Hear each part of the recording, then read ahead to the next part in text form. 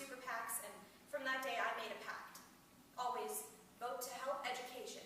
That's the best way to help the population, because no matter your frustration or if you're in a difficult situation, the future is in the hands of the young. When I grew up, the idea of caring died. Died a slow, painful, chai tea, speak softly, I listen to bands you've never heard of death. Instead, in my peers' ears, music blaring.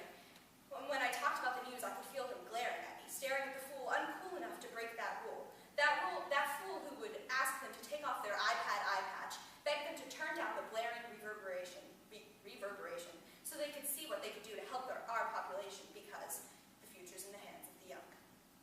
This was my first presidential election. At first, my own politics confused me. I was scared of contradicting myself, scared to let my ego get bruised. Be sure, my mother told me when I told her why. We need confidence among the young. We can't just scrape by. Her mouth got dry. I could tell she was about to cry. She sighed. The future's in the hands of the young. I volunteered to call voters in my area. Hello, it's Karina from Organizing for America. Just calling to remind you to get your ballot in on time. But call after call, I encountered something scarier. Citizen after citizen told me they couldn't care less who'd win. They couldn't care less about democracy. I was stunned by their hypocrisy. Do you have the right to bitch if you don't even care enough to cast a vote?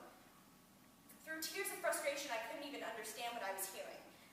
It was as if the words were being twisted, morphed, warped, and distorted into a language I didn't understand. Were people still speaking